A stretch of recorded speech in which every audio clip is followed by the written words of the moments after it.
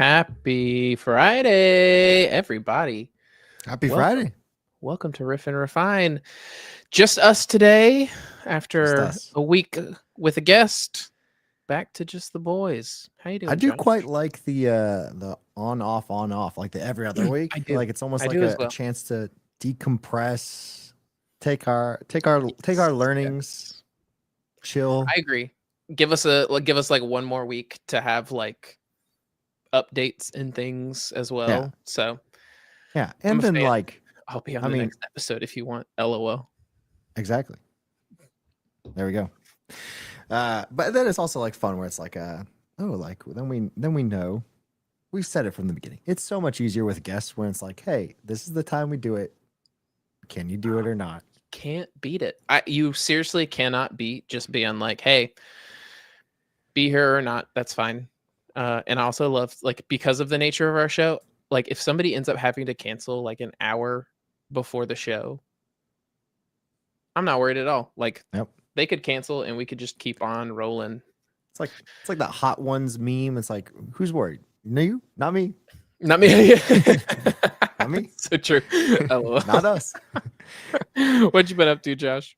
Just let me take a quick sip of my zero sugar Mountain Dew Baja Blast. Baja Blast. They do Baja Blast Taco in Bell. the can. I thought you could only get it at Taco Bell.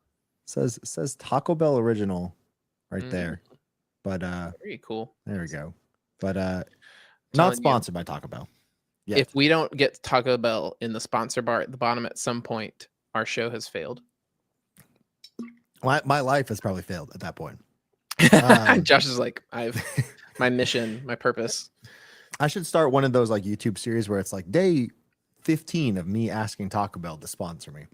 I just do it for years. That would be incredible. We could definitely do it. And the way we should do it is like it should be like a clip on the show. Like, and we could just cut the clip out and it's just be like you just have the same point, like the same thing every time. Yeah, I guess I should just like every day be eating something from Taco Bell so they know that I spent money there. And then yeah, this is one of those times where it's like it is legitimately not just like somebody who's like, I just want money. Yeah. Like, yeah, it's like they're not. It's not just somebody who's like, oh, I bet Taco Bell would pay me a lot. It's like, no.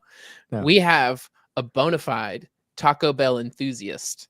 Like, you're really missing out this combo of somebody who like doesn't mind hopping on video to tons of people and also extremely loves and champions your menu. Yeah, like the amount of people who have already told me of like, hey, like I saw Taco Bell and thought of you. Like imagine I could get their new menu items to the developer world. Yeah, I could get their app. If there is anybody, let's be real, if there is any group of people who would be more inclined to be eating Taco Bell, it's a bunch of engineers. It is the perfect amount. All right, what is 15 grams? This is 15 grams. We're in America. How much is that? Like, tell me in ounces. 1 cup. That's about 1 cup. Like 15 grams of coffee probably preps the metric system. It probably preps a good mug of coffee. A strong, that's not too strong. 20 grams of coffee is about a good mug. Okay. That's about 1 mug. It's a Keurig cup. Oh, Nuno raid. Nuno with the raid. Hey, welcome everyone. In, everybody. We're just getting started. I know you just learned. Hey, Nuno. I love the emoji and the profile picture. It is incredible. The one that I saw today, where it's like he had one where it's like different glasses, where he was like shocked or like surprised to learn something, and I was like, Nuno's really leaning into the influencer, streamer vibe, and he like crushes it. Like, Nuno, you are such a good streamer. It's hilarious. Yeah, Nuno is who I try to emulate, and I feel like I don't have the time to do it. So I am the discount. We are the discount Nuno stream right now. There we go. we're something completely different. Nuno is the king of PHP, Laravel. Yeah, that's insane. 50 gifted subs. That's insane. Wild. Also, hey Tilly. This is crazy. You guys are crazy. Yeah, thank you so much, everyone, for being here, for joining us on on this Riff and Refine show. We're just getting started. So like you We guys are. are in We, the literally, for we were perfect amount. literally still trying to figure out what Josh did last week. We still don't know. Yeah, I was talking about Mountain Dew, Taco Bell. I didn't eat Taco Bell this past week. Okay, what did we do this past week? Well, I didn't do too much, honestly. I worked, got some work done. I got some I did 2 live streams already this week for Laravel. So like that's been pretty crazy. I did You get some love on the stream right now. Like it's a good There we week. go. Thank you, Ernestinence. I appreciate it. That's a tough one. I'm not gonna lie. I don't know how to say that one. This is awesome. I appreciate you all. But yeah, this I did a stream on Monday for our new Forge relaunch that happened last week. And then I did a stream today, this morning. Yeah, you did. I saw that. It had a nice little like design around your window. Yeah, I think I forget who. I think that was David Hill who created that before he abandoned Not us. because he's dead, but because he doesn't work at Laravel anymore. Exactly. But yeah, thank you so much, Ernestinence, for the community sub gifts. I really appreciate it. But yeah, that was my past week. I just did a lot of work. I continued doing my daily Good Makers Morning podcast. Man, I worked a little bit more on the 3D printed guitar, and I started learning game any improvements on your modeling. Nope, no improvements yet. Afraid not.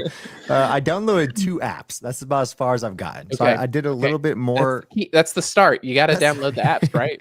That's the start. So I started a little bit more on the Bamboo Labs. So I did I customized other people's because I wanted to get a feel for it. Like, okay, what does this do? Let's just do something that's not the actual thing I'm trying to do. Let's start simple. I get that. Exactly. Then I did some research. So that's step 1. I did some research on like what people are using currently to build 3D models. And then I started playing around with them.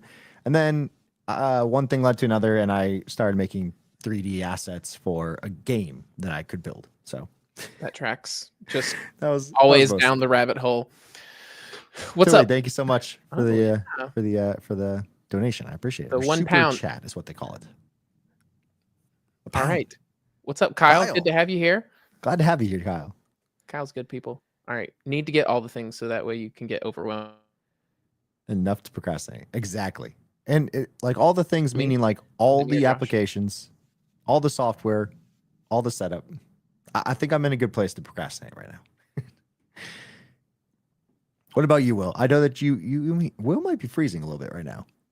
But is it me? Are you back? Is it me? Is it my internet? Is my internet the one that's bad? I think it's yours, but I think you're back now. That makes sense. Okay, good. What happened your past week? Now that we got super chatters, we got comments, we got raids. Yes, it's a busy start to the show. Which printer? The P10. P1S. P1S. That's what I said. All right. What is Ploy, by the way? Tell me what that is. Ploy is a alternative to Laravel Forge. So he's migrating from he's doing the right thing. My Laravel sponsored thing, that I should say, is right. Nice. Cool. All right. Well, last week I got the official green light on the cottage being done. Ooh. Which means green light for I can now open my 3D printer. But the 3D printer is still in the box. Okay.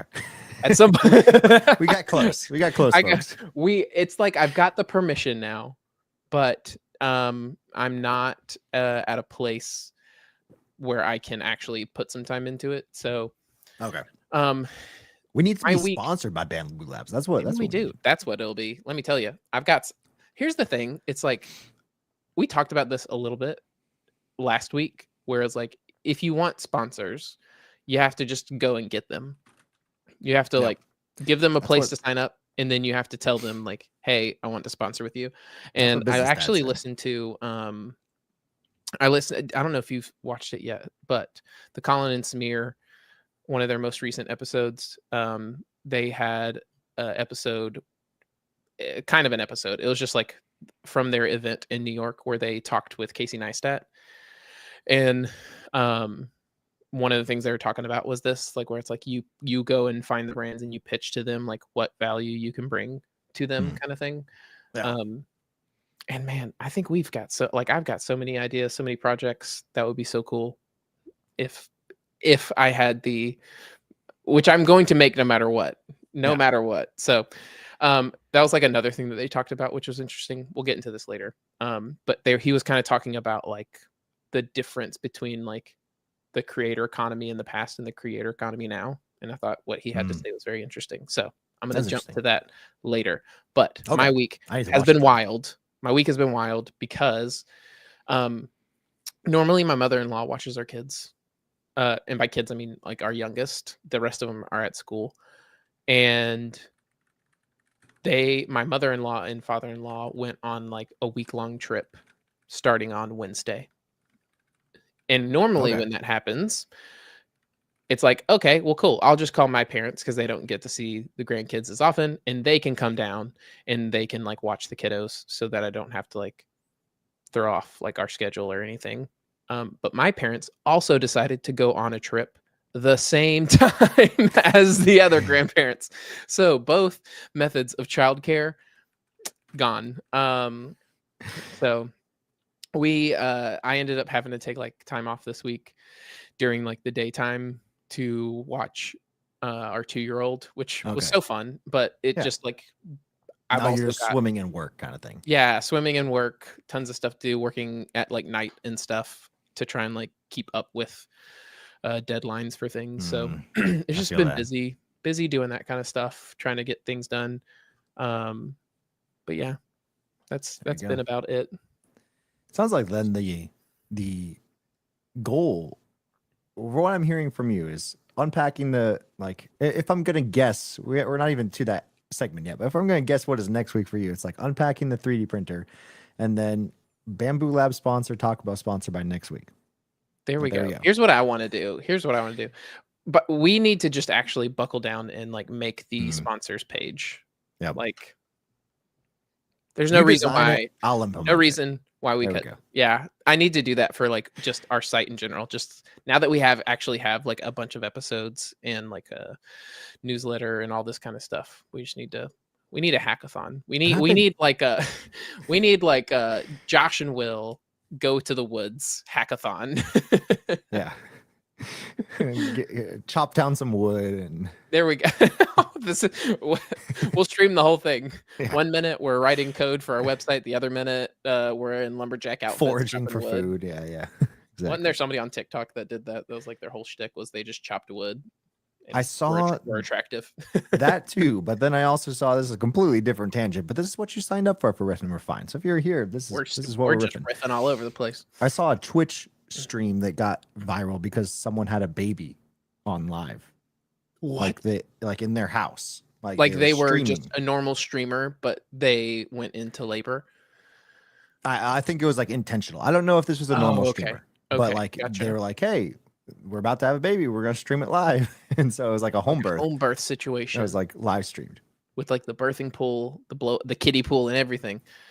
That is wild. Yeah. I could see how that would go viral. Like I mean, there is this, speaking of which, all right, I'm gonna bring a topic. All right, I'm actually gonna bring a topic. Can you can segue this? Yeah, I can segue this. Of all the things to segue, we're segueing this. All the things. So we're gonna tie 3 things together. So I was stuck at home with my youngest, which is like so great. I love spending time with my kids, and so I like part of not being able to work in the morning when the kid's awake is, well, let's just get outside, and we'll go for a walk. And so I put him in the stroller and we start going on our walks. And normally when I'm going on a walk, I'm like, I put in like headphones and I'll listen to like a podcast or something. But because I had my kid with me, I was like, well, I don't want to like put in headphones in case like he's not like a baby anymore. Yeah, he's 2. So like he'll talk to me. Can talk. Exactly. Like he'll have things that he wants and I'll need to like communicate with him. Like when it was a baby, it was just like, all right, you're just there. You exist while I'm going on a walk. But so I'm like, I'm not going to listen to anything. I'm not going to have headphones in. And then like he would just get in the rhythm of the walk and he wouldn't say a thing. He would just be enjoying. Like fall weather is like, it's been fall this week. Like it's been like in the like low 70s, mid 70s, cool weather, like amazing. So nice. Yeah, it's been so nice. So we've just been enjoying it. We've got like a very wooded neighborhood, and I just like got a chance to just disconnect and like just think on these long walks with him in the morning. And the reason why we're segueing is because I think it is just insane. Like this is just like piggybacking off of what Aaron did. Yeah. Like Aaron went out into the woods, had some time alone, and just like was able to like come to some realizations for himself because he gave his brain enough time to like think about the things that he wants to think about, not react to the things he was consuming, I guess is the way to phrase it. And then like the segue is just like, why does everything have to be content? You know, like why does everything have to be something we're like thinking through because we're trying to give it to others, I guess. Like why is somebody putting their birth on a live stream? You know, like what is going on with society so that something that is like quite literally the most personal and like impactful thing that happens in a marriage, the birth of like your children, that moment that you have together when you like see your child for the first time, like why would you want that to be something that you are leveraging? You know, like you are leveraging that for whatever the purpose is, but now there's I don't know how many people are on it, but like I would assume more than like thousands, potentially more. I don't know any information about it, but like I don't know. Like people are losing the plot. Yeah, exactly. It's crazy to me because I can't remember exactly how many there was, but it is such a weird issue. I think there's like tens of thousands. Yeah. Who was the sponsor for this tree? I just read that. I don't necessarily know. This was all secondhand information. I didn't actually see it, but I saw a bunch of like normal Twitch / YouTuber, you know, news people kind of reporting on it, if you will. But I think there was tens of thousands of people like watching live. But yeah, I agree. It's one of those things where I actually did like I had like a little Good Maker's Morning, you know, journal about it in the sense of like. And this is a good question for everyone in the chat too. Where is like the line drawn from? Like, I think like both of us have always said it is always great to be public. Like talk about what you're doing. So where's the line drawn for that? I think there's this natural line that most people who are not, you know, absolutely kind of just starved, I guess, for content are usually have that line. And again, not to talk bad about this person. I don't think it's a good choice. But, yeah. But at the same time, like people can make their own choices. This is not a choice I would make. Yeah, this is not a choice like very strong personal opinions for like my own family on why I would not want to do that, and somebody else's can be different. So it's like that line of okay. For example, I don't share too much about like anything that is going on personally in my life, in the sense of like, okay, I'll talk about like, oh, we're gonna have another baby in January. That's awesome. And then, but I'm not going to share like, oh, like me and this didn't happen, but like, I'm not going to share like, oh, when me and my wife have a fight or something like that. That's just not something that you share. So there is a line of build in public and being public, being transparent. Sure. I would agree. It's funny because like one of my, I guess bits or shticks is that like me and my wife are very public on social media in the way that we mess with each other. But like the reality of the situation is that it's like all good nature. Like that's just like our own personal entertainment. You know, like we're not doing that. Like there have been multiple times where like Allie's been like, oh, hey, Will, how funny would it be if this happened? blah blah blah or whatever, and like something will happen and we'll post it and we will die laughing. Like we will think it is literally the funniest thing that we've ever done, and then like nobody will care about it at all. Like it'll get like 1 or 2 likes, but like we don't care because we're not doing it because we want other, like we do it because like that is part of like the way that we like have humor, and honestly like part of the way we like cope with having crazy busy like lives with children is like, oh, here's like a really fun way to blow off steam. Yeah. Here's a way of fun kind of blow thing. off steam. Let me make Right. fun of Taylor Otwell. Yeah. Normal. It's so funny. Daily thing. To this day, I'm just like, she is hilarious. There's been multiple times where she's just, like, there's a line, like she's not just like, oh well, I'm gonna be the person that makes fun of everyone, because there's been like multiple times where she'll like have like something funny to say about somebody who's like in our like first or second circle, like first or second degree connection kind of thing, where she's like, oh, I see this person a lot, and then she pops off and says some really funny thing that makes fun of them. But like she doesn't do that because it's not like there's like a line for her where it's like, no, like the thing is like I make fun of you because I know it's good natured and I know like how you feel and react to it, but I'm not going to start doing that just because I know it could get a bunch of like attention making fun of other people kind of thing. And like I'll share stuff about like my family and like things that we're doing and like funny stories. I don't know, like I don't have a line that is like super intentional.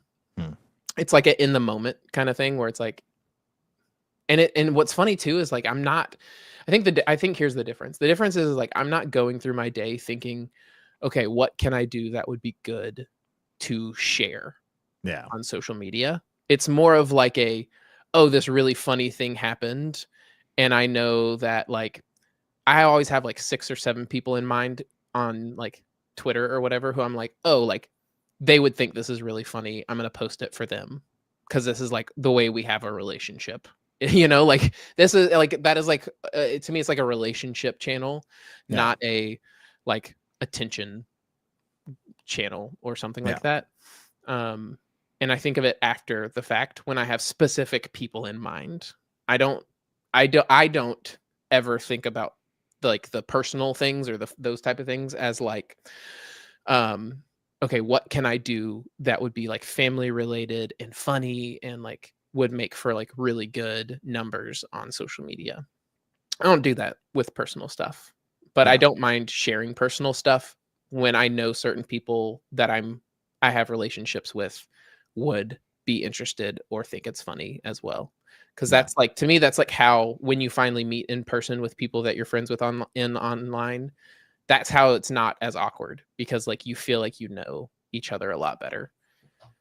I don't know. 100%.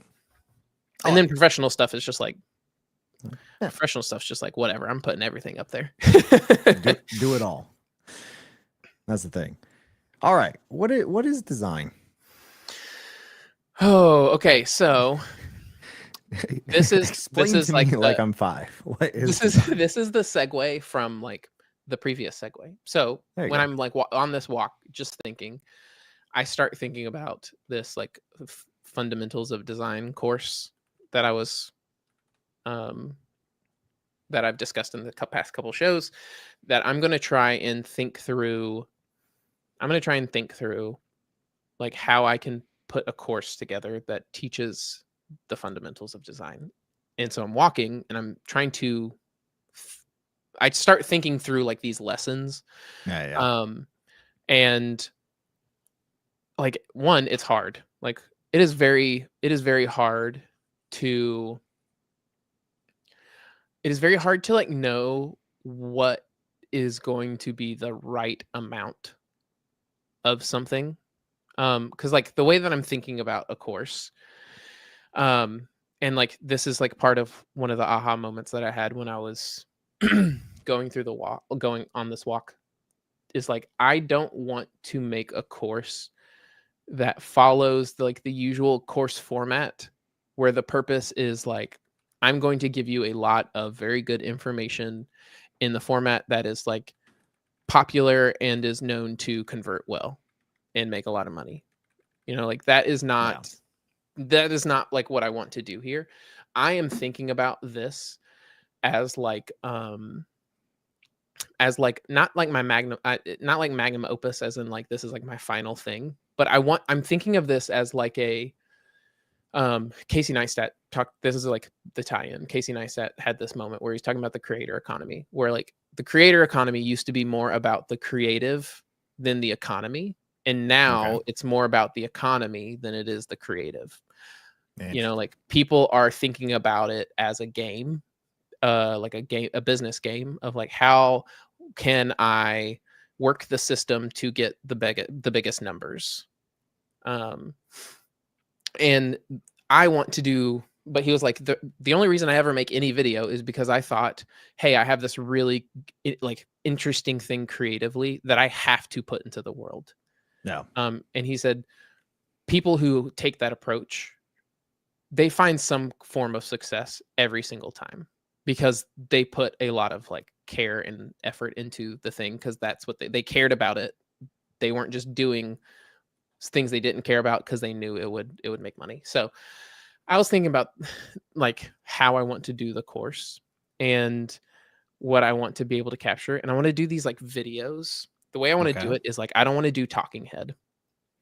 I want to do like animated videos. Ooh. And not like character animation. So like as an example, the first lesson, and this is like the other thing, like I'm trying to figure out the order of things. One of the fundamentals of design is understanding what are called the elements of design.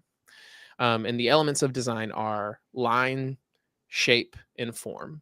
So like to understand what goes into all design, you have to know what kind of makes, like, what's the vocabulary of design and what are the like elements that make up design. And those are lines, shapes, forms. Like 1D, 2D, and 3D is like kind of like these elements here. And like what's so interesting is how deep you can go on just lines.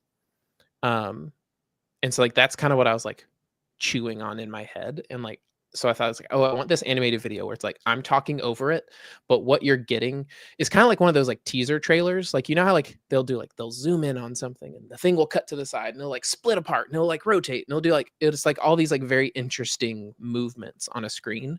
Yeah. Like that's like kind of what I could do, like what I think I can do with these things, where I can do these. I want them to be bite-sized. So like I'm not needing to do this like giant thing where people have to like stay fully engaged with.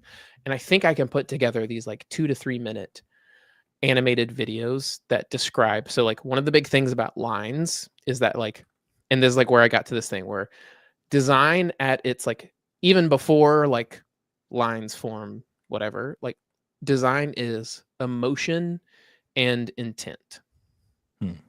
So design is emotion and intent. What that means in other words is that like design is all about what is someone supposed to do and why should they care about doing it. Okay. Or like what is someone supposed to do and like what should they feel? What are we trying to make them feel so that they do it? And like that, like let's do a quick example here.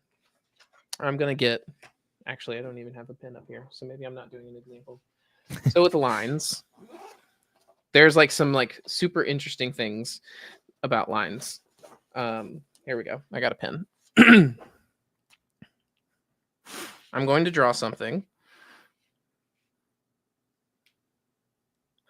And we're going to see kind of how this, let's see if I can explain this.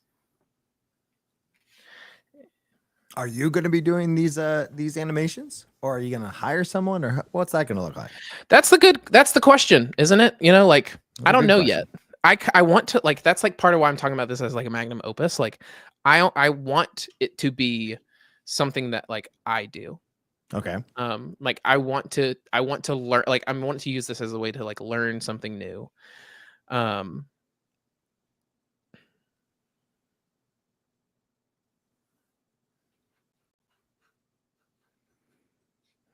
All right, so this is like super basic.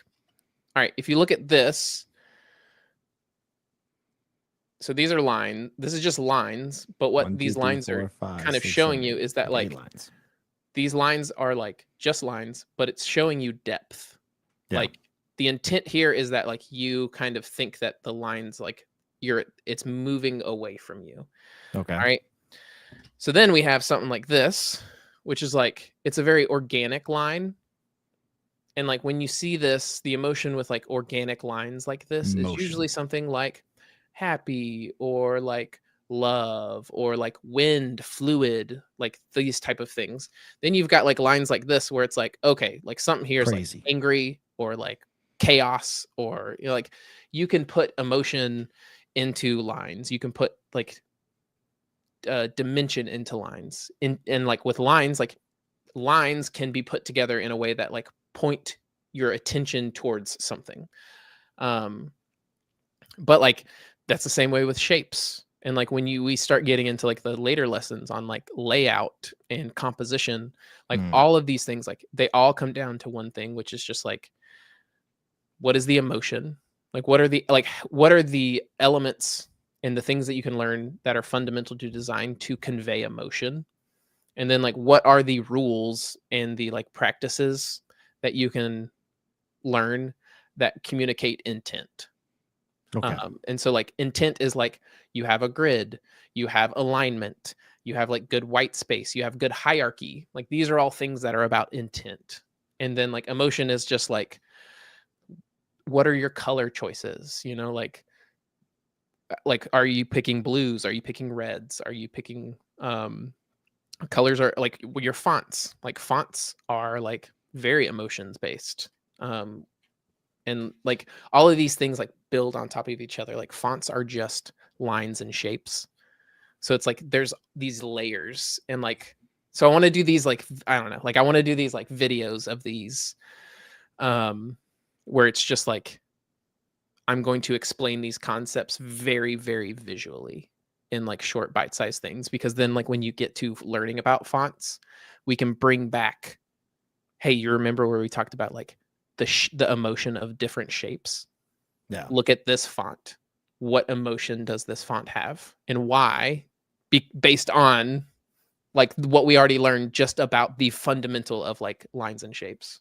Yeah. Anyway, so it's like I got to like I don't know, like dig super deep into that just on these like walks where I was by myself. And I loved it. I love disconnecting and kind of like being able to like deeply think about something. And I want to do more of that.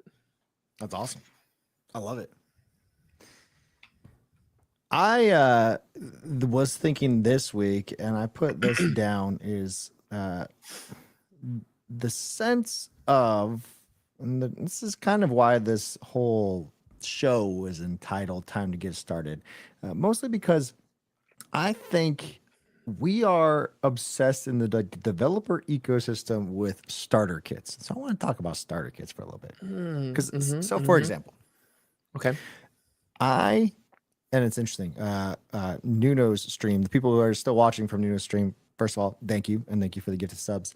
But also, I think Nuno was building his own starter kit within Inertia and that right, kind of thing. React, like super opinionated. Yep, super opinionated. And I think it's funny because if you look at the JavaScript ecosystem outside of Laravel, that's where people make money, right? Starter kits. I may or may not have tried to make starter kits in my past. I have a starter kit that I didn't sell it for money, but but you have it one.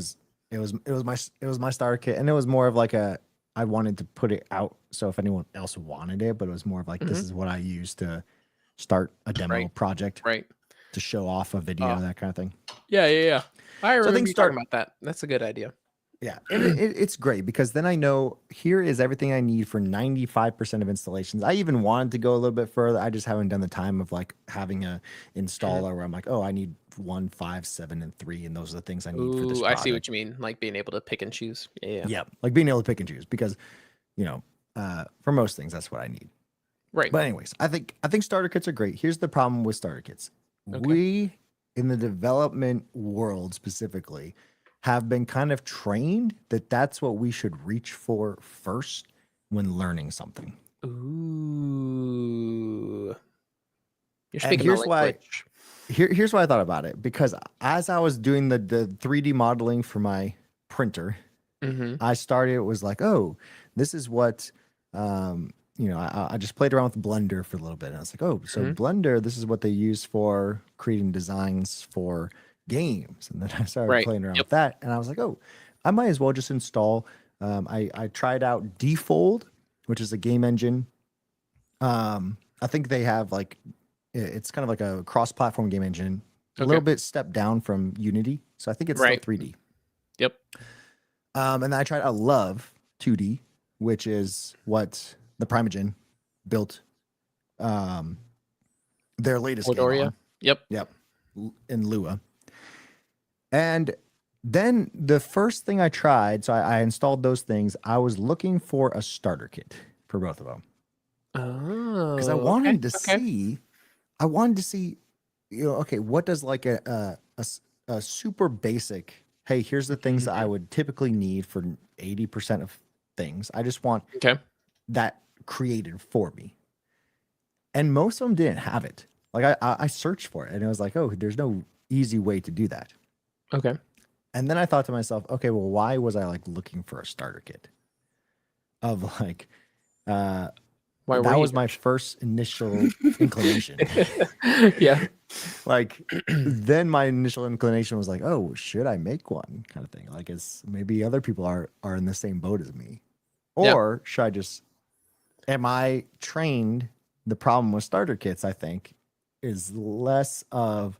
I think they're great. I think they serve a good purpose, but I Sure. think usually people who don't necessarily need them are Mhm. then trained to reach for them when they shouldn't. Okay. Okay. Because they've never learned why all those pieces are needed. Yes. And I Okay. realize this is a controversial thing because I do think so. For example, I think the Laravel new usually Right. prompts you for a starter kit. And by default, you don't have to choose one. I think Right. those starter Right. kits are Well, great. it was later. I mean, it was later on too, where they even like people were like, "Can we get a starter kit that has less stuff?" Yep. Yeah, I think it was always possible to not have a starter kit, but then you didn't have Right. like all the other options Right. in Like a you lot can of have ways. the things, but not with like all the UI and other pieces to Yep. it. And now Yeah. that is now an option within Laravel. You can install Inertia React View, or you can install Livewire and not have any like login pages or auth pages or dashboard, Right. that kind of thing. And so I was doing some thinking as I was like starting to build out my own starter kit for Love 2D in a game. I'm like, Hmm. okay, is starter kits a good thing, or when are they a good thing? Okay. So wanted to riff on that for a little bit. Okay. Well, here's this. All right. So they talk, Justin and Brian, they have a live show that they do on Thursdays talking about AI versus forced practice and using this follow-up comic, learn the basics through forced practice. I'm Okay. assuming their take was like, you could use AI to build things, but if you don't know like the basics before trying to use AI to build things, then like you're going to get stuck at some point because you don't know how things actually work. Yeah. And I feel like that could be applied to starter kits as well. um, I I think that starter kits are great as a second step too. I don't think that they are the Second first step. step. I don't think that starter kits are like, and I don't think that I think general starter kits are step 2 and personalized starter kits are step 3. Um yes, exactly. Surprise. Fun foundations end up being really important. I'm a firm believer in like you've got to understand like here I've got so many differing opinions on this. It's hard to like go back to a place where it's like I didn't know how to do anything at all No. because there are so many cases Like I where did with game development just now. right, exactly. Like there's so many cases where it's like, oh, well, because I kind of started with stuff, I knew what to start asking for. Like I had a starter kit that had login, like authentication. I don't even know what authentication is. Like, why do I need this? Yeah. Like if you didn't know that was like, that's a dumb example, but like there might be certain things, or like, okay, here's a good example. Like what if you have like a starter kit that has like really good, like, what's it called? Like limits on API requests, whatever like it's rate called. limiting. Rate limiting. Yes. Okay. Like let's say that like the starter kit builds in rate limiting, and like you're very new to it and you didn't even know rate limiting was a thing. And so like there's part of it that is like, okay, starter kits give you a chance to here's the difference. I like starter kits that just give you the code. I don't like the type of starter kits where it's like, hey, we're going to give you this starter kit and we're going to like keep it to ourselves.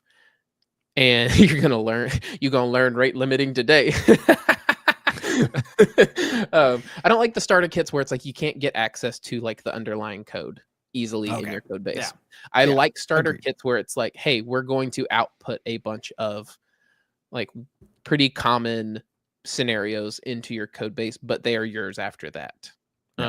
You're not relying on some service or something to like fetch updates to things, and we don't give you behind the scenes into how things are working, because I think that is like a huge crutch for like, then you don't actually like, oh, I don't even know, you might not even know rate limiting is happening, and then when you go off to build something without a kit later, or like let's say you go for a job interview or something and you've been trying to like learn how to do things, there's like a whole host of things that you don't know exist because like you used a crutch the entire time. And like a lot of that comes down to the person. So I don't know, like I like them, I don't like them, I don't use them, I use them if they are minimal. I don't like the Swiss Army knife starter kits because I end up ripping a ton of things out, and that's annoying. And that was the whole reason that Laravel moved from Breeze and Jetstream, which were packages that you still owned the code, but it was obfuscated. It was in a vendor directory, and if you wanted to overwrite how auth or logins looked, at least in Jetstream, you had to like do a specific way where you publish that specific view file and then you override it. It was a pain. So now like with the new starter kits, like that's what it does within Laravel. And I agree. I think like what I wanted within the game world, which I don't know if I was right to want this, or like I think this is like where that problem comes in. I wanted to be told how to do like, okay, if I want to be able to like I want a basic like a settings page to be able to adjust things on the screen, or I want a basic like a new game, load game, that kind of like logic aspect. I just wanted to understand how you would do that, because most of the games that you're doing, even a single player game, usually that's what you do, right? You have some kind of settings screen that you probably need to adjust sound, adjust there's like sound brightness. effects, and then there's music. Like you'll usually have like the sound effect of a sword hitting. That's a different volume slider than like the background music that's playing.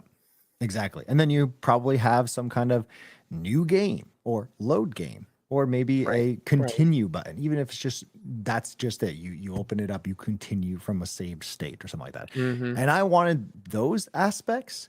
I didn't necessarily want, okay, here's all the UI. I just wanted to know how it was, how it works. Like, what are some examples of it?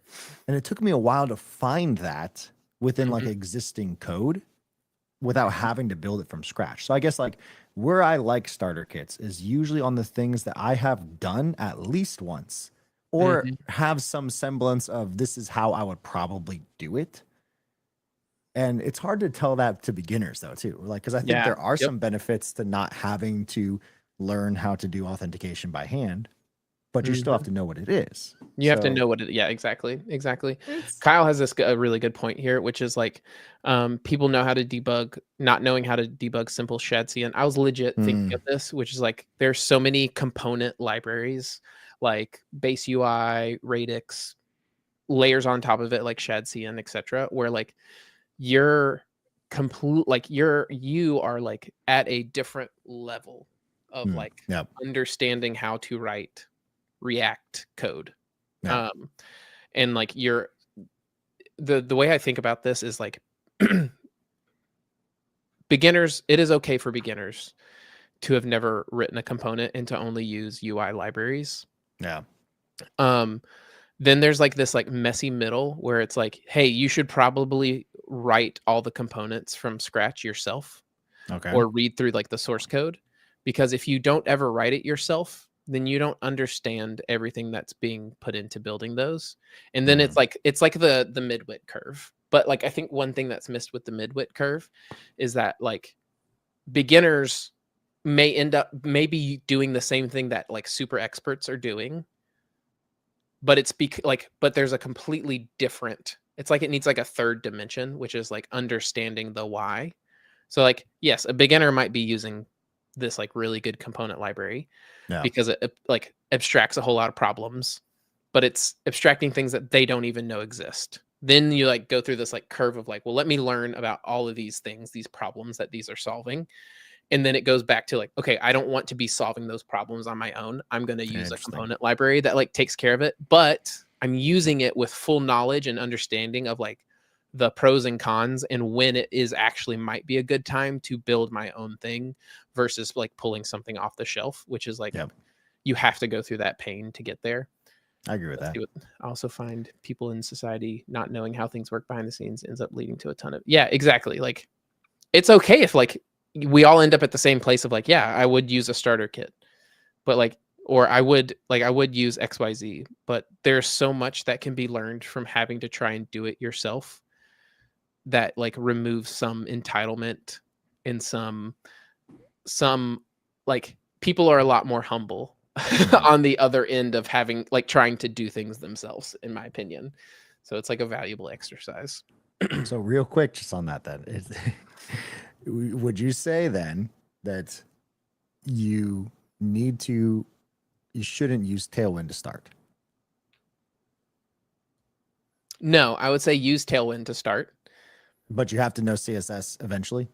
And then, well, yes. And then like at some point you're going to hit a spot where like you might want to do something that Tailwind is not good at.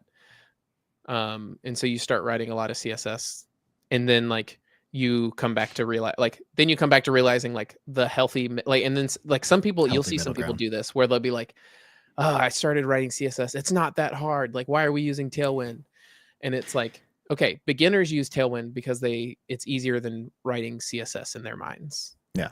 Then people like move over to CSS because they learn how to use CSS and it's not that hard. And then experts use Tailwind because of all the other benefits, which is like you're not maintaining legacy classes. You're not maintaining files of CSS that you're wondering, hey, is this still used somewhere? I don't know. I don't remember. You're deduping. What did I call that component class again? Right.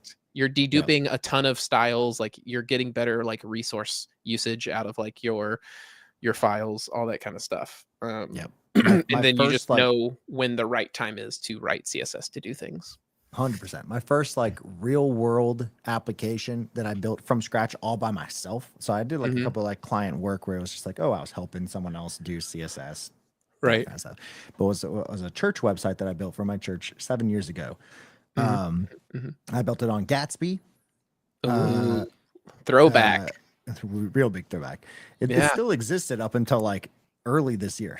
I built it on Gatsby. I built it on Emotion CSS, which was basically like componentized. It feels so nostalgic hearing all of this. Like, it was one of those things where like it was kind of, you would just write CSS. For those who don't know, you would write CSS in the React component basically. So you would say like, hey, here's a function, and then I could apply that. So you could kind of like say, here's my, you wouldn't have to necessarily generate a class because you could have like, right. It would like auto generate class names for you. Yeah. You would have your component. And so it was, componentized in the sense I didn't have to write an app.css or whatever. And it's funny how all of that, like doing all that made me love Tailwind so much when I started using it for real, where I was like, okay, all this stuff that I would have to normally do, like, hey, let me just open up this one function and then like here's 15 lines of CSS, when I could do like the same 15 lines as a Tailwind class. Yeah. Just in line. Yeah. And it makes you appreciate when you have to learn how to do. Also love CSS. There are also lots of like really good use cases where like you got to dip into CSS, especially as you start building more and more complex things. But complex stuff.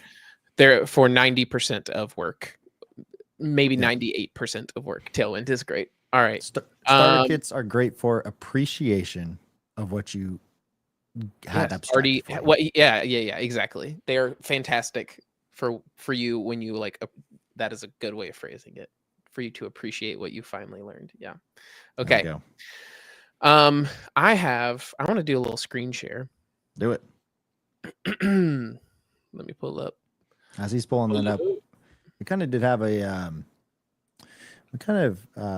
one of the things we already kind of chatted about was the what if we lock ourselves in the woods? I think we should absolutely do that next year. We should do like a Riff and Refine like hangout. I think we could even invite other people. Like I know it would just be us. Like I think it would be super fun to be like, hey, it would just be us if we invited other people. But here's the thing. Like this is the purpose of it. Like for a certain amount of time during the day, we are going to live stream and we are going to build ABC. Our goal is ABC this weekend, or this like whatever we plan it. But it's also like we're going to be getting an Airbnb somewhere cool. Yeah, like people that we like people that are like close to us and our friends are like are interested in coming. We can just be like, hey, y'all come, and then when we're not streaming, we can all just like kind of hang out and have fun, and like people who are there could hop on the stream if they wanted to, kind of thing. Like Riff and Refine conf. Yeah, exactly.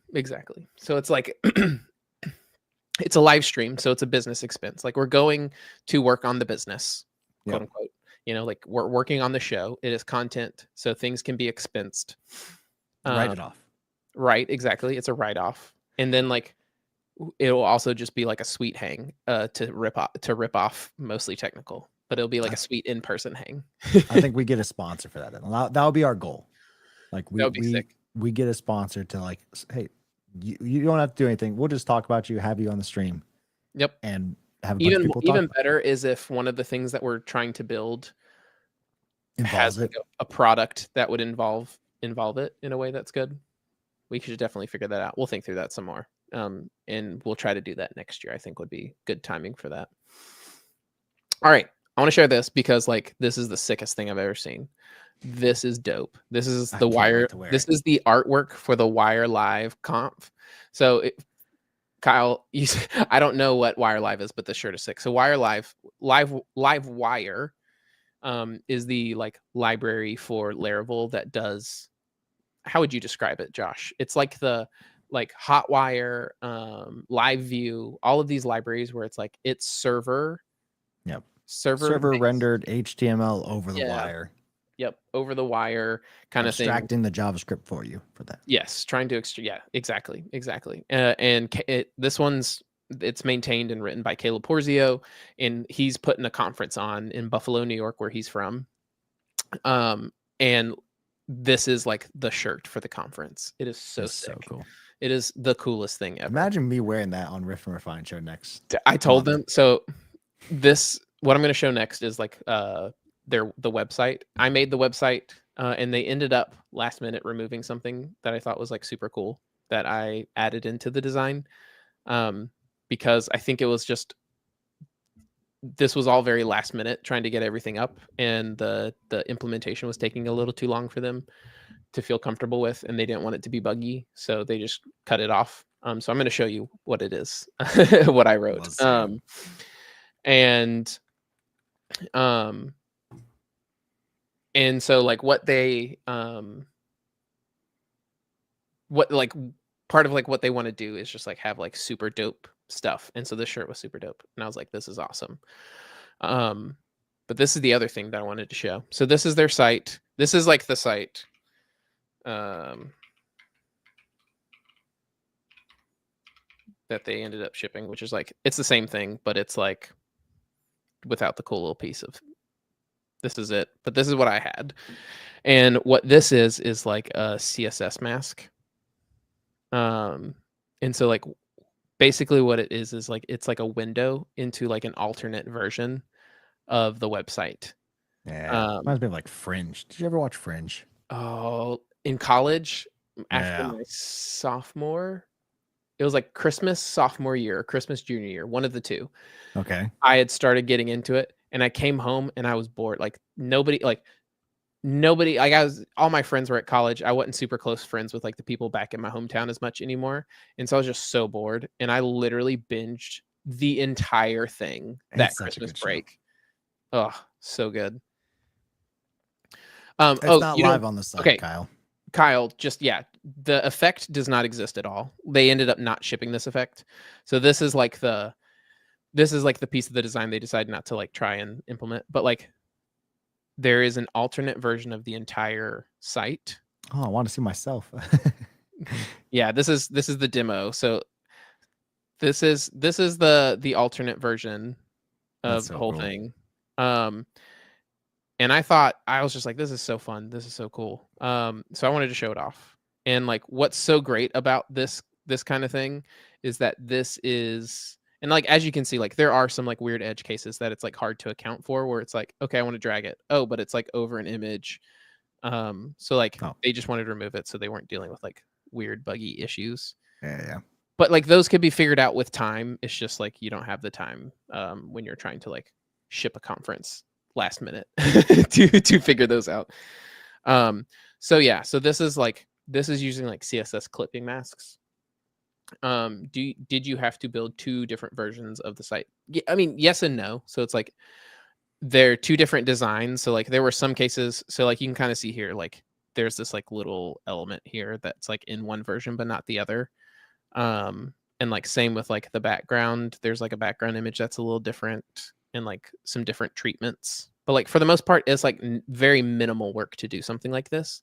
And then like all you have to do is like, because it's built using Livewire, you just like use like components and you pass in like like you could literally just render you build the component once and you pass it like a Boolean property that says like, I think I called it like, is it fun? And like, if it is fun, put these classes on it instead of these classes on it, basically was like the gist of most of the work. So it wasn't a ton of extra work because like most of the stuff that takes time, I find when implementing designs, it is like the layout, like getting all your layout stuff right, getting like your font sizing right, your spacing right. But it's like once all that's right, it is like very minimal amount of work to say like make this button blue versus make this button white, or like for these it was like render this image instead of this image. And I think these images actually use like clipping masks, and like same with this, like use this gradient instead of this gradient, like very minimal amount of work but a huge like design impact. So yeah, cool. I just wanted to show that. I love it. Peak and Flow said instead of dragging it, you can have it pulse out in the growing circle. Oh, so like instead of having that little clip mask, it like continues to grow as you're just sitting on the site. That'd be interesting. I thought about that. I thought about having it be like you can't drag it. I thought dragging it around was just super fun. But like one other idea that you could have with it would be like you could scroll and like have it automatically move around the screen based like on the section. So the like DVD logo kind of thing, just yeah, not you could be like that. Evan said it too. A little bit more like intentional. So like as you scrolled from like the hero to the speaker section, you know, it might shrink and move to a different portion of the screen. Yeah. That feels like it complements the design better. But I don't know. I just love the idea of like people being able to drag it themselves and like explore. Because like one of the other ideas that we had was like hiding things in the second version, like in the fun version, like hiding little things that like if somebody found all the things, then they would get like a prize when they got to the conference if they collected all of them. So like clicking all of them would open a form and they'd like be able to submit the form and get like a prize if they showed up, or like get a discount on their ticket or something. It's this kind of stuff that we should use like for the hackathon, like Riff and Refine hackathon. Because like here's my idea that I would love to see implemented. Snake. As you're browsing, you play Snake, and as you hit different things, it grows. So you're starting to see more of the design. But you can, of course, like move it around the screen and see it. Oh, okay. I love that idea. That'd be sick. Oh, okay. I think I get it now. So it's like Yeah. the snake is like the clipping mask, Yeah, and the like as the snake is the snake gets clipping bigger, mask, you and can the actually little see the sight. yeah, the little bites are the thing. So then like if you can explore like just with your snake, but as you get more bites, the snake gets bigger too. So then you can Mhm. see more of like the More and more hidden. of the screen. Oh, that's Yeah, hilarious. That would be so funny. It's like that'd be the fun. unhinged UI type stuff where it's like it's so frustrating. Like Well, I was I just thinking just of like want the to clip read. mask, but the whole UI that'd be even more fun. That'd be funny. You can only see that's a new YouTube video I'm gonna do. You can only see Phillips secret Snake snake game. game on the order Yeah, stat just screen. reading that one. Oh, that's cool. I love it. Oh, that is so cool. Oh, I love stuff like that. That's The- actually so that is why I got into game design for like the projects that I did last year. yeah. That I ended up like going to conferences about was because I was working on this project where I was going to show off. It was going to be like a directory site of like people who put soul into their products and like did stuff like this, like people who did interesting little things on their site that just was like not optimized for business but optimized for like fun or like Mm, purpose or meaning, that kind of stuff. And like I started having this idea of like, okay, well, I want to have like obviously I want people to sign up to get the new ones sent to their inbox. So I'm gonna like as they're scrolling through the directory, there's gonna be a box and it'll have like a newsletter sign up form.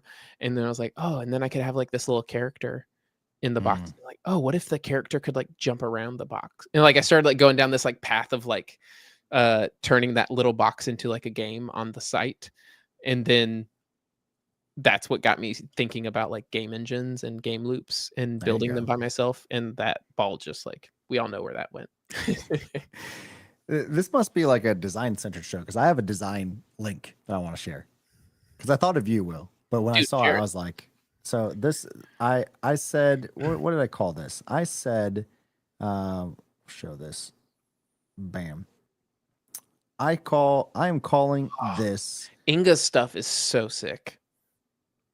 I'm saying boundaries don't exist for talent. That's what I thought of. So I put that as a title in our little Okay. linear notion. Yes. Because if you're saying I want to create a 3D design, usually Figma is the last thing you kind of reach for. Figma is meant for, and I'm not a designer, but to my knowledge, Figma is meant for vector graphics, usually for some kind of like print or web design. Like that is like that's what it is mostly built for. And And then even we less have about print, like yeah, they don't even have the best tools for like exporting for like PDF or like printing. Like they don't have like CMYK export, etc., which is that like makes what sense. printers I use. did have to do I because I do all my stuff in Figma, even like print Mhm. stuff. So I do have to like do a plugin for Oh yeah, that makes PDF sense. CMYK They would export have kind of thing. yeah, they would have a plugin. I didn't even think about that. But this is crazy. And we can just like watch this whole thing. But it's literally like Yes. pen So tool. she is awesome. So there's like even more. There's like some new pin tools and like new effects that they've started adding. But Okay. even before they had all this stuff, Inga did stuff. Um, she is just sick. Like she is just exactly what you said. One of those like one of a kind talents that like she just YOLOs it. There's no system. There's no like she just kind of goes by feel. So she was on Buddy um they actually just started their live stream up and it like starts like the hour before ours release notes with Tommy Oh Gioco yeah, yeah. and Hunter Hammond, I think. But they had her on because they were talking about like one of the things that she did, and they had her like do it live on the show. They were doing like a little competition. Like one of them was going to try to do it against her, and they were doing like a donut. And like This in the part short right time that here. she was on there, it was basically exactly like what you saw here, where it's just like she just started like freehanding all this stuff and like just nailed it, like absolutely nailed it. And it is so true. Like and you like the reason why people can do this kind of stuff, like there are people who are like this, is because like they just understand the fundamentals.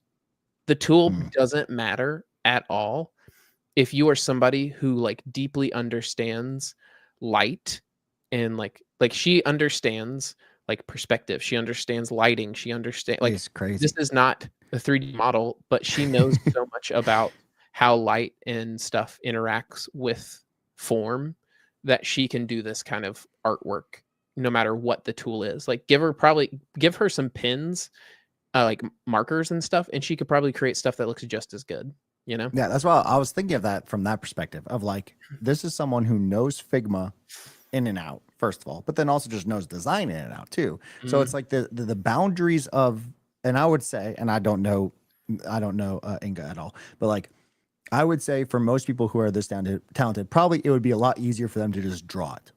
Because then you have like the shading and you like if they were using a Wacom tablet with Procreate or like an iPad with Procreate or whatever app that designers use right now, like this would probably be 10 times easier in my mind. Oh yeah. Yeah. But then you're using like this pen tool that I don't know if they're using just a mouse or a tablet slash. She said that she just uses the trackpad on her Mac. Like she was joking. She was laughing about it. She was like, I mean, if you see me doing these kind of things, you're like, who is like, it is not optimized. It is not like the most efficient approach but it's just what she does. She just sits on a MacBook with the trackpad and just busts these out. It's just crazy. And it's one of those things where like, at least even just in like this, and maybe she has, something to look at that you're kind of like, okay, let me just recreate this. And maybe this was like a recreation. I don't know. But at the same time, like the fact that you can visualize this first and then create it, I think like that's like where that boundaries that I'm talking about kind of fall away. Figma wasn't meant for something like this, but at the same time, because you automatically know all of these things of like, okay, this part is what kills me right here. Like when she's doing the lips right here, like all of a sudden,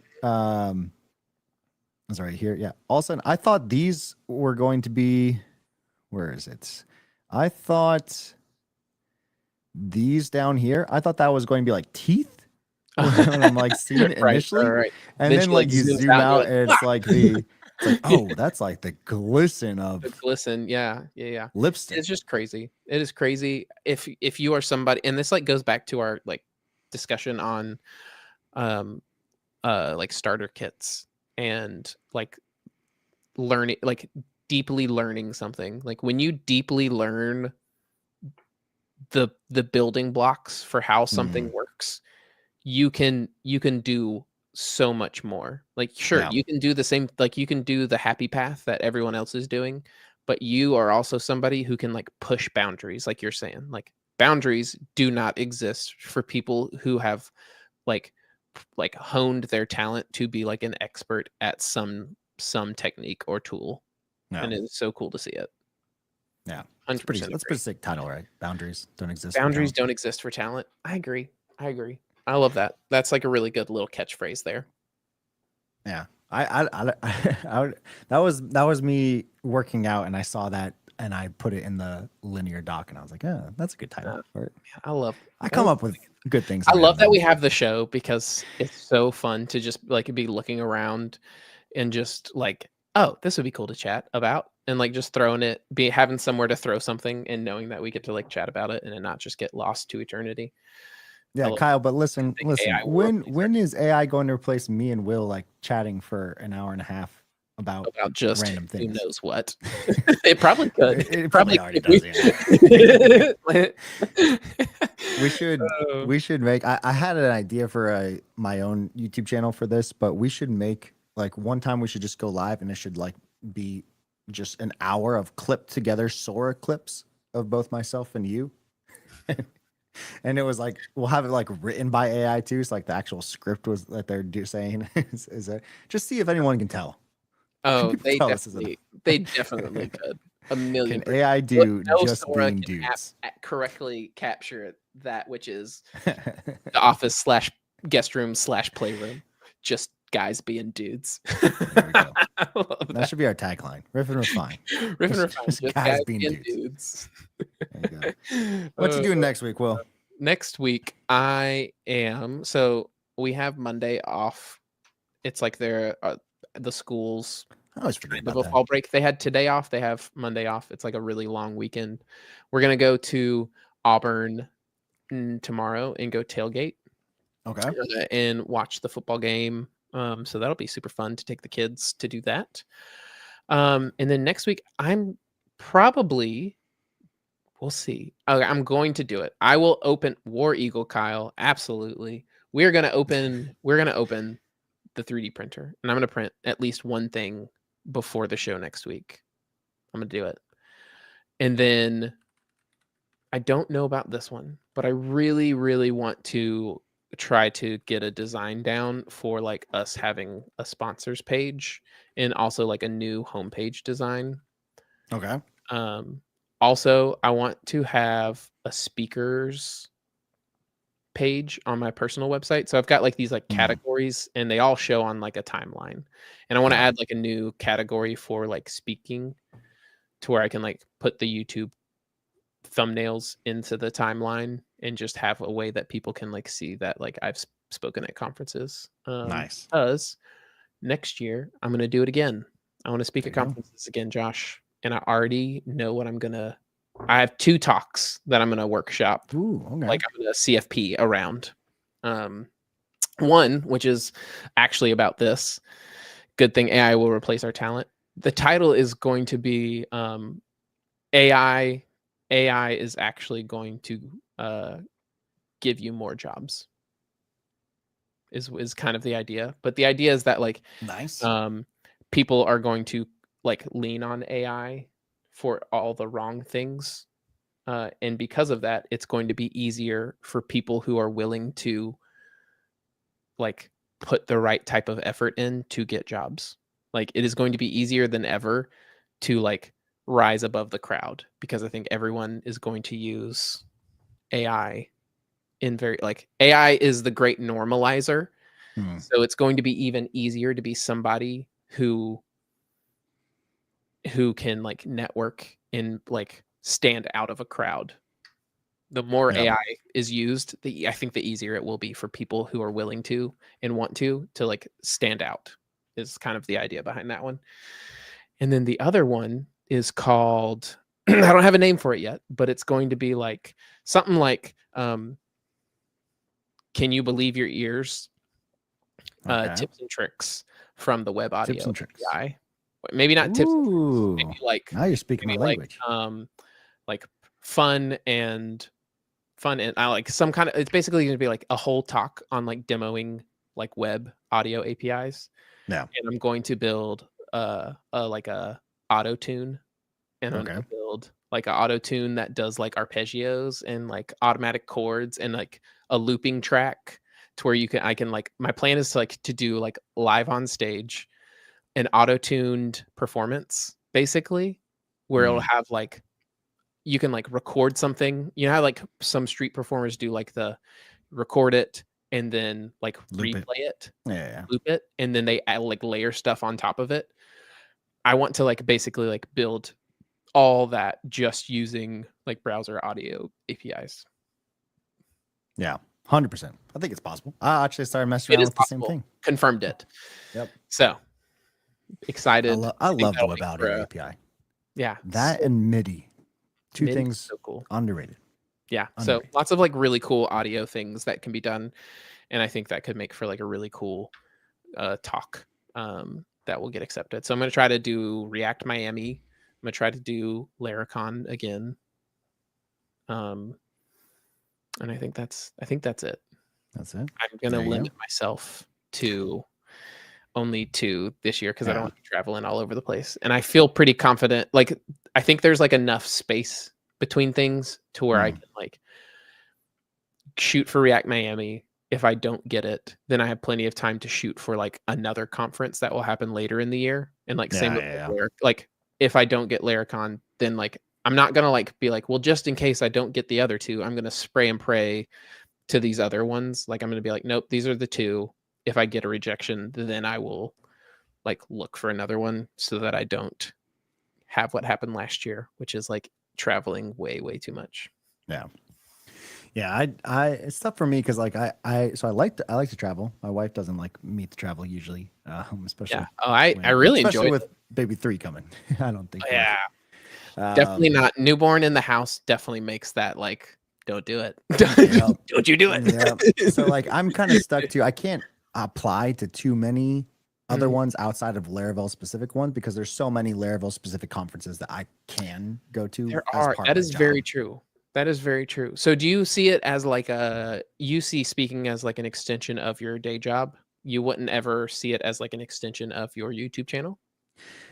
I probably do, but Because I know you've talked about, just generally speaking, you want to like make your channel just less about only Laravel and yeah, more about creating and like all of that kind of stuff. yeah, and And like also, you can only get new audiences if you go find new audiences. that is true. Like I did get to do entrenched in Laravel. Yeah, exactly. I did get to do this past year at Epic WebConf, which Yeah, was that one was cool. one of the first forays, I guess, outside. And more so, like I think it still would be an extension from my job, but I get to kind of have that as an excuse to apply to Right. things. So Yep. like Yep. I Yep. think like a React Miami would be a great option. It would be, because you can always show like React stuff in Oh yeah, the context of Laravel, and like or same with like like, other conferences. So soft many talks are still needed sometimes. It absolutely always depends on like the definitely needed. conference. A lot of conferences, people usually say, "Oh, this one we got like only soft talks, or this one we only got technical ones." So it's always So I like always to depends on the submit conference. one of each. That's why Yeah, I've got like the two. Like one is a lot softer, and one is like very technical. yeah, And it's like, take your pick. I'm yeah, good either way. yeah. I obsess more about the softer ones because I like being able to craft the story around it. And Yeah, technical ones are stories. like just more fun. Technicals are definitely like less. That's why, like, if I'm gonna Less have a pressure. technical one, I want it to be like a performance, so to speak. You know, like I Yeah, want there to like the story is what the demo is. The story yeah, is not like, oh, and then here is how you do it. Very dry, like walkthrough kind of thing. I want it to be like a more about the thing that you're seeing happen than the details underneath. Because like you yeah. can go home and learn all the details. I will just give you like a high level overview of like what they are so that you know what to start looking for later. I'm just here to inspire you and Yeah. show you what can be done. There you go. I love it. I've got 3 things that I'm doing this next week. I want to hear about One personal, one hobby, one Josh. Do you share job. personal things? I do share personal things. Just not a ton of them. The personal one is only about I want to do more. I want to actually print something for 3D. So I'm gonna my goal is by next week I should have So we're both going to at show up least and we have to hold up our first 3D version. models. It's the measuring part that I don't know about yet. So I'm not going to use it doing Do the you have calipers? expensive. I don't have calipers yet. I should get calipers. You need some calipers, man. I need I some already got calipers, some. right? That was like There one we of the go. first things I bought. I And I haven't even opened my box yet. I need to do that because I need to get the basic layout done for the guitar. And that's like the first step. And I need to figure out what I want to do first before I print it on like the PETG because that's the carbon infused, whatever it is. Yep, the one So I that's need to better figure it out with just like standard PLA first, and then Correct. I'll switch. Yeah, over. the cheap materials to get the sizing and everything right, then print the final version. That's what I like want to learn more about. We don't have time to dig into it. Next week, it's gonna be our big 3D printing show. I'm calling it. But there we go. 3D. There's we so can many get like someone. super good channels that I want to like show you. Like good like people who like have like really good content. So I'm gonna like download some videos of like really cool uses for 3D printers that like are my inspiration for like why I want to do it. So we can get Wes Boss on next week. He does do a little 3D printing. That'd be fun. Let's see if he's down. There we go. I would be sick to chat with him. So 3D printing, and then I want to do. I want to revamp my whole personal website by next week. Sorry, got distracted. Gridfinity is dope. Dude, all of these, like, I don't know what it is about dudes in storage, but like dudes in storage, open source storage. Yeah, so sick. All right. Anyway, sorry. Go ahead. I want to revamp my personal website. I need to figure out what I want, like for the design aspect kind of thing. And this is why I need your course. But like the first aspect I want to do is like I just want a place to have everything. Because right now, if you want to find most of my stuff, it's like on YouTube, Twitter. There's Right. no like, and my One personal website link just you can links send to somebody those. to. Yeah. Yep. So I just want to like have something set up. It doesn't have to look the greatest. It's not going to be as good as yours, but something enough where I can be like, okay, hey, here's every single YouTube video is just now on my site, SEO reasons. Every single Good Makers Morning is now a blog, and be able to automate that. And the reason why I want to do it is because next week, as my third thing I'm doing, is Monday, Wednesday, Friday. I am going to More on your plate. live stream. What are you doing? Making videos. Oh, I remember you talking about it. You're actually gonna pull the trigger on it next week. Pulling the trigger on it next week. I've got love that. like it on the calendar scheduled out. So 3 hours. Shoot.